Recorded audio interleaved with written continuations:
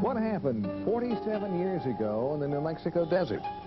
Did a UFO really crash in the middle of the night? And if it wasn't a UFO, what was it? And is the government covering up the story of the century? Well, one thing is for sure. There are an awful lot of unanswered questions. And tonight, we're going to try and sort out facts from fiction concerning an alleged alien encounter out in the New Mexico desert. And also its connection to Wright-Patterson Air Force Base. Plus a few startling evidence pieces that show that the story did not end there. On the morning of July 3rd, Mac Brazel finds some rather unusual wreckage scattered across his property. Whatever happened here in early July of 1947 has permanently linked Dayton, Ohio to Roswell, New Mexico. And it put a sheep rancher in Lincoln County at the center of one of the longest-running controversies in U.S. history. What did Mac Brazel find scattered across his property? Could it have been what the government first said it was, a crashed flying saucer? Wreckage scattered over a large area. Witnesses describing it as lightweight and super strong beams with strange drawings and foil-like material that had a memory.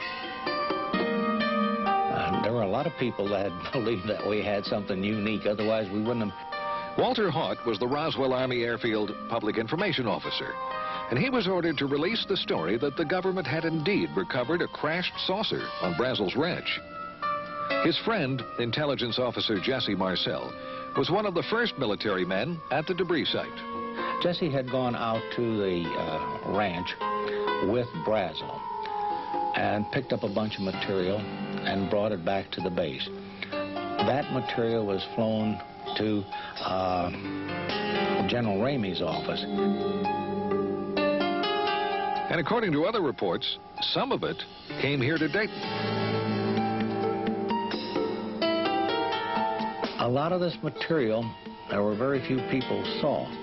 A lot of it was put on trucks out at the site, or covered, taken to the aircraft, and the aircraft flown either to Wright Field or wherever else they may have gone. That's when the official story was changed.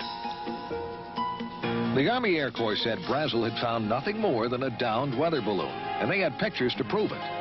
Intelligence officer Major Jesse Marcel was ordered to pose for pictures with some of the wreckage and told not to talk to the media. If it was a government plan, it worked. The story died. It was nothing very serious. I think most people took it as an honest mistake made by the people at the base. For many years, no one in this New Mexico town thought much more about the story until a few of them started comparing notes. Jesse Marcel talked to Walter Haut and admitted he didn't buy that crashed weather balloon story. He was very, very adamant. What we picked up and brought into the base was not of this earth. You could not change his opinion.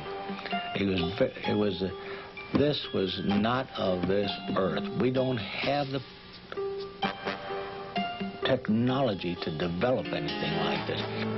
Materials that were so thin, they were like foil that you could crumple up in your hand, and when you released it, it went back to its original form.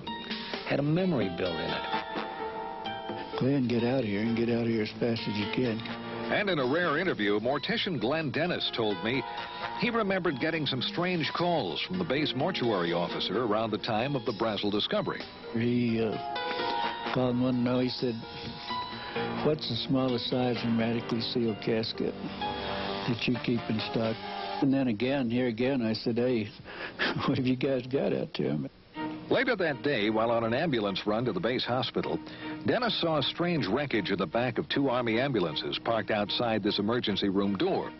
And an Army nurse, who was a close friend of his, told him that she had been part of some strange activities going on in the hospital that day. And what they wanted her to do was write down what they were doing.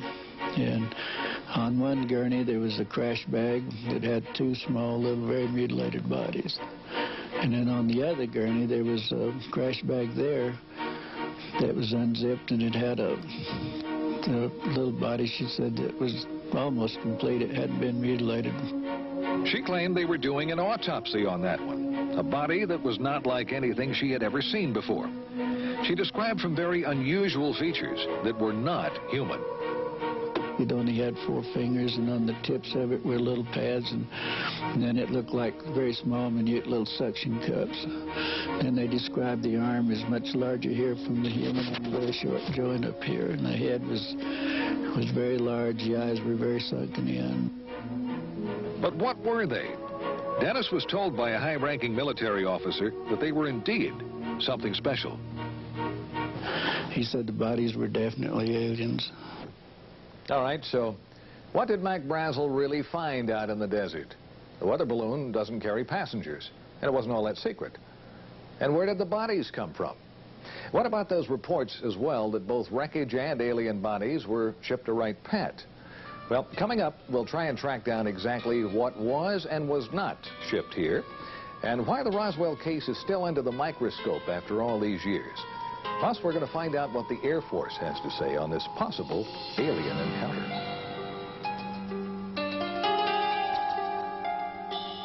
Again, it started attracting real attention around 1979, when some well-established researchers, including Stan Friedman, Bill Moore, Kevin Randall, and Don Schmidt, started to dig into the story. Witnesses talking about another crash site miles from the Brazel Ranch and alien bodies. Also, rumors of a Wright-Patt connection grew. This teletype from the FBI office in Dallas to the one in Cincinnati mentions a disc and balloon being sent to Wright Field for examination. And Army Air Corps pilot Pappy Henderson admits that he flew wreckage of a crashed saucer from Roswell to Dayton, and he tells a friend that he saw alien bodies. The question is today, 1994, where is the material? Where are the bodies? Certainly unique specimens would have been preserved. Authors and researchers Kevin Randall and Don Schmidt have just released the latest book on the Roswell case. And they told me witnesses have shed even more light on the story. We've talked about civilians and military who were there. We have over 50 sworn affidavits attesting to personal involvement in this case. And more than one witness has mentioned government cover-up. The Provost Marshal Edwin Easley now, who mentioned over and over again that I'm still sworn to secrecy, yet before he died, he acknowledged his involvement, the bodies, and that the President, whether personally or indirectly, had asked them to cooperate and never to say a word about this. And about that Wright-Patt connection? We have first-hand testimony that there were 2 separate body flights that went out early morning of July 6th, sometime between 2 and 3 in the morning. That there were 2 flights, one went on to Andrews Air Force Base in Washington, D.C. And we can only imagine who may have been interested in possibly seeing the contents within the bomb bay. And the other flight went on to Wright Field. All right, some amazing allegations as to what might have been shipped to Wright-Patt following the crash at Roswell. Well, recently we went on base to try and find some evidence to back up the witness statements and also try and prove or disprove the allegations and also some long-standing rumors. We got some answers and a few surprises. This is Area B at Wright-Patt, and behind me a cluster of buildings and hangars. Now, most of the old rumors were that the bodies and wreckage were kept in Hangar 18. Well, first of all, there never was a Hangar 18. There is a Building 18, but it's home to Wright Lab, and it never has been home to Foreign Technology Division, which is the division that you would have expected to have been in charge of the wreckage and the bodies. We checked base civil engineering maps that show everything above and underground, and those rumored secret underground storage vaults and tunnels just don't show up. But a recent article in Far Out magazine claims Building 620, that's the avionics lab up on the hill, has access to secret vaults through a tunnel under the auditorium. So, using the map in the magazine, we found a tunnel. And here it is. Sources confirm it's the only tunnel under that building. We found no vaults of any kind, plus the building wasn't built until the mid-60s. So, what happened to the wreckage from Roswell? Well, the Air Force agreed for the first time to talk about it. In an exclusive one-on-one interview with a man who heads this sprawling complex known as the Air Force Foreign Aerospace Science and Technology Center, we got some surprising answers. The obvious first question, were alien bodies and wreckage recovered from a crash at Roswell, and were they brought to Wright-Patt? We've extensively researched that, kind of hoping that we might find after all these years that really there was some thread of truth. and we've had no success at all. And I know today there are no such vehicles or bodies on the base. If they were. If we're to believe that Roswell was nothing more than a weather balloon crash, why would it have been brought here in the first place? If it was easily identified as a weather balloon, probably it wouldn't have been. If it were a foreign weather balloon, it may have been. If it were unidentified, it would be brought here because, in fact, that is our job, to look at technology and technological advances in any sense. Well, that seemed to be a pretty good argument that it was not an everyday weather balloon. And if it wasn't alien bodies in a UFO, what was it? Extensive research here, we found just no indication at all of any kind of incident at Roswell. I mean, we have nothing on record for that investigation. But we did learn that there was a Roswell file in one base office. Meet Colonel Hector Quintanilla. He was the last director of the Air Force's Project Blue Book. There was a folder. Okay.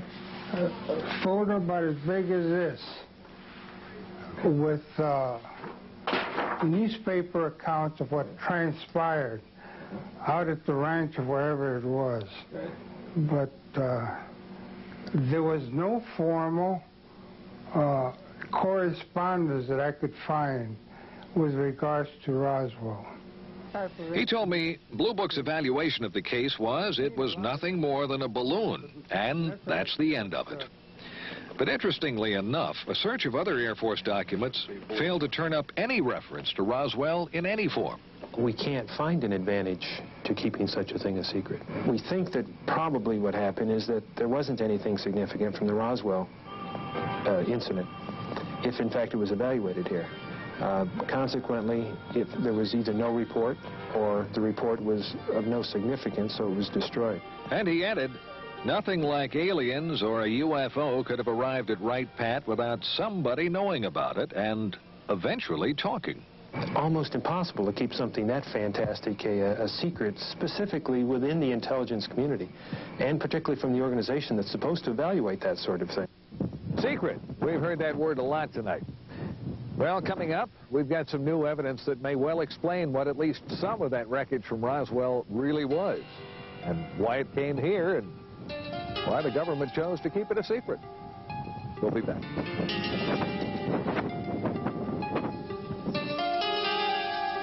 The official story was nothing more than a weather balloon that crashed near Roswell, New Mexico back in July of '47. And there are as many theories as there are UFO investigators, but every one of them agrees on one fact.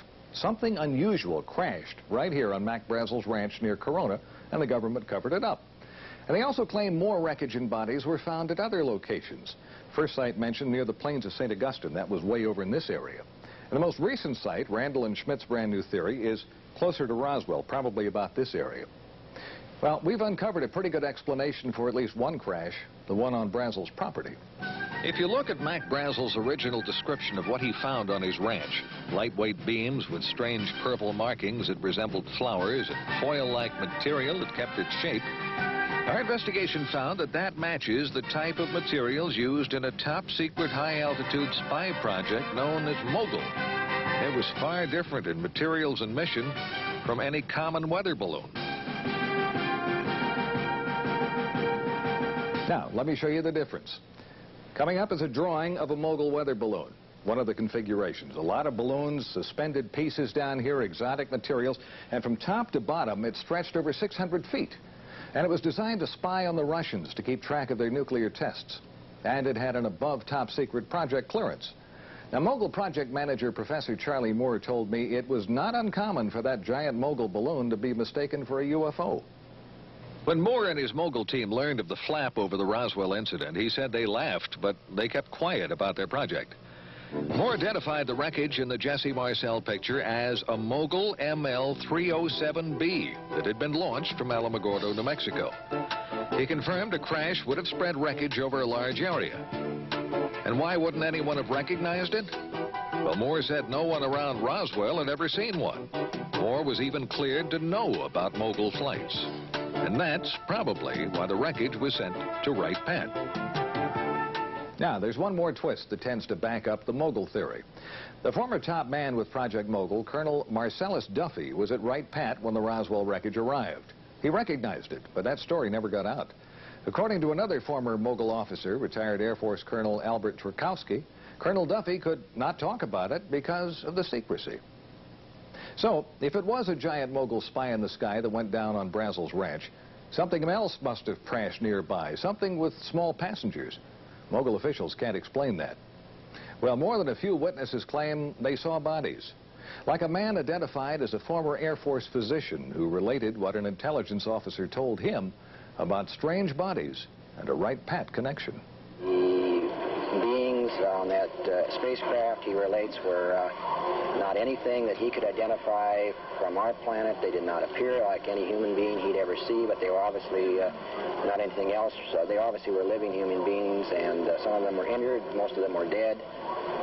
They were taken by he and a number of other individuals to Wright-Patterson Air Force Base at that particular point in time, and he said they were put there for later evaluation, identification, examination by the Air Force and by the military. Now, when we come back, possibly the first physical evidence that more than just wreckage from a top-secret project came to Wright-Pat. Plus some pictures that could prove UFOs are real. Well, we've had great photographic proof for years. The question is the resistance to accepting it as being proof.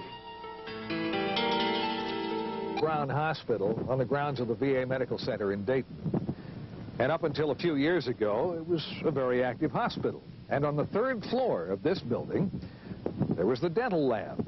In that lab, a dental technician. We'll call him Jack Smith.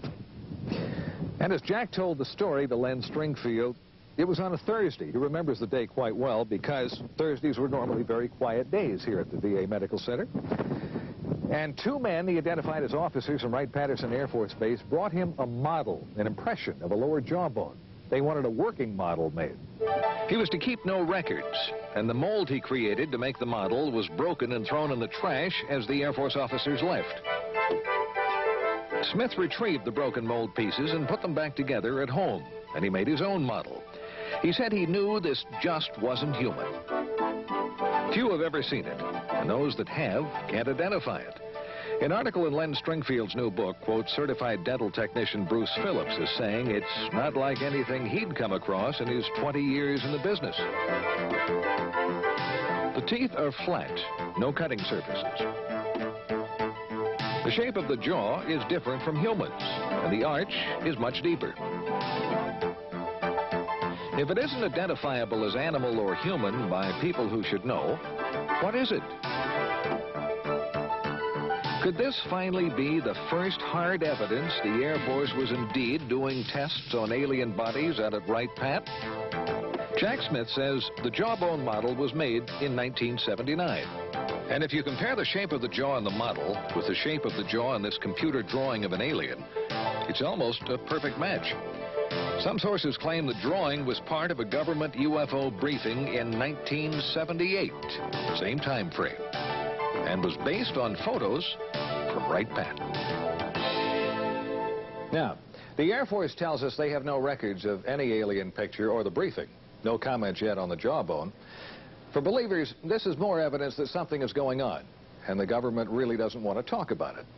But are models and pictures enough to finally prove that UFOs and aliens are real? Well, we've had great photographic proof for years. The question is the resistance to accepting it as being proof. Dr. Bruce Maccabee is one of the most respected experts in the field of photo analysis. And Bruce says some pictures taken near Gulf Breeze, Florida back in January by Ed Walters would have been pretty tough to fake. The first picture shows an unidentified object with an F-15 closing in. The next shows the plane flying by the object. Here you have a situation where the airplane actually got in between the camera and the object. Walters claims the plane made a U-turn and the object flew away at high speed. Maccabee showed me videos of other sightings around Gulf Breeze at around the same time, and they were ones that were hard, if not impossible, to explain. Skeptics have often said, you know, if this stuff were real, you would have photos and videos. What can I say? Now you've got photos and videos. Now you've got photos and videos.